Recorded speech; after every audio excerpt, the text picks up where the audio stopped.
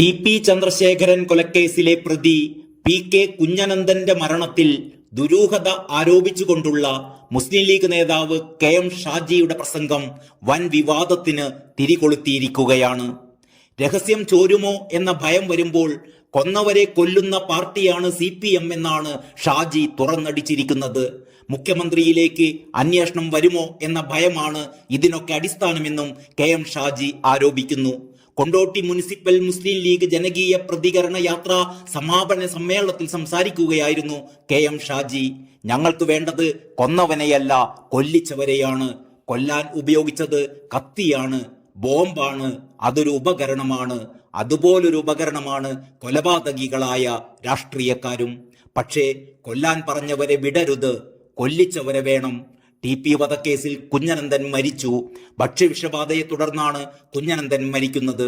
കണ്ണൂരിലെ എല്ലാ രാഷ്ട്രീയ കൊലപാതകങ്ങളിലും കൊന്നവർ കൊല്ലപ്പെട്ടിട്ടുണ്ട്. ഇത് പറയുന്നതിന്റെ പേരിൽ എന്നെ തൂക്കിക്കൊന്നാലും കുഴപ്പമില്ല. രഹസ്യം ചോർന്നേക്കുമെന്ന ഭയം വരുമ്പോൾ കൊന്നവരെ കൊല്ലും.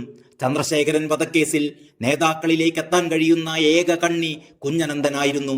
ഈ കേസിലെ 7 പ്രതികൾക്കും ചന്ദ്രശേഖരനോട് ഒരു ദേഷ്യവും ഉണ്ടായിരുന്നില്ല. മുഖ്യമന്ത്രിയിലേക്ക് അന്വേഷണം വരുമോ എന്ന ഭയമാണ് കെ.എം. ഷാജി പ്രസംഗത്തിൽ ആരോപിച്ചു. കണ്ണൂരിലെ എല്ലാ രാഷ്ട്രീയ കൊലപാതകങ്ങളിലും കൊന്നവർ കൊല്ലപ്പെട്ടിട്ടുണ്ട്. ഫസലിനെ കൊന്ന 3 പേർ മൃഗീയമായാണ് കൊല്ലപ്പെട്ടത്. രഹസ്യം ചോരുമോ എന്ന ഭയം വരുമ്പോൾ കൊന്നവരെ കൊല്ലും. ഫസൽ കൊലപാതക കേസിലെ 3 പേരെ കൊന്നത് CPM ആണ്.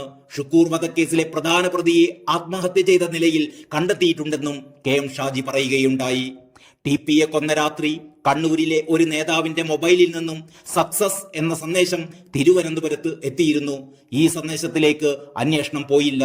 അതിനു പിന്നിൽ പല രാഷ്ട്രീയ അന്തർനാടകങ്ങളും നടന്നതായി സംശയിക്കുന്നു. CBI അന്വേഷണം വേണമെന്ന രമയുടെ ആവശ്യവും ഇതുവരെ അംഗീകരിക്കപ്പെട്ടില്ല.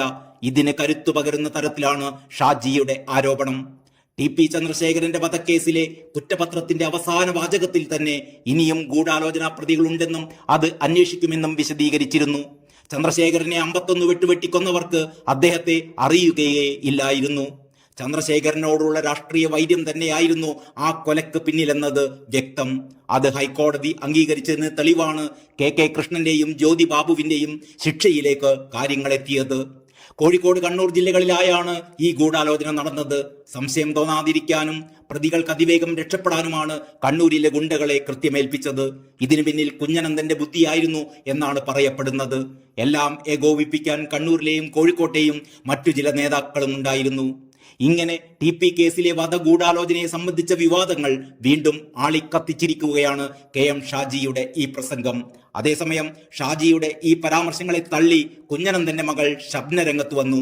അച്ഛന്റെ മരണത്തിൽ ദുരൂഹതയില്ലെന്നും കുഞ്ഞനന്തന് ചികിത്സ വൈകിപ്പിച്ചത് UDF സർക്കാരാണെന്നുമാണ് ഷബ്ന തിരിച്ചടിച്ചത്. ഞങ്ങൾക്ക് അങ്ങനെ ഒരു ആരോപണമില്ല. UDF സർക്കാരിന്റെ കാലത്ത് കൃത്യമായി ചികിത്സ നൽകിയില്ലെന്ന ആരോപണമുണ്ട്. അതിനാലാണ് അൾസർ ഗുരുതരമായത്. പലതവണ ഉന്നയിച്ചപ്പോഴും വ്യാജമാണെന്ന് UDFും മാധ്യമങ്ങളും അന്ന് ഒരേപോലെ പറഞ്ഞു. LDF വന്നപ്പോഴേക്കും രോഗം അതിന്റെ പാരമ്യതയിലെത്തിയിരുന്നു.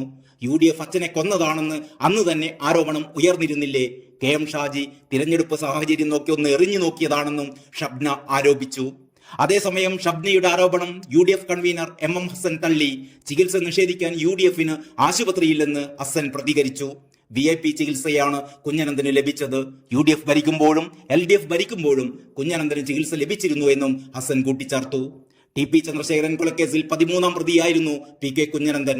ജീവപര്യന്തം ശിക്ഷിക്കപ്പെട്ട് ജയിലിൽ കഴിയവേ അസുഖത്തെ തുടർന്ന് 1 വർഷത്തോളം തിരുവനന്തപുരം മെഡിക്കൽ കോളേജ് ആശുപത്രിയിൽ ചികിത്സയിലായിരുന്നു. വയറ്റിലെ അണുബാധ മൂർച്ഛിച്ചതിനെ തുടർന്ന് ICUവിലേക്ക് മാറ്റിയതിന് പിന്നാലെയാണ് അദ്ദേഹം മരിച്ചത്. News desk Kalakaumudi.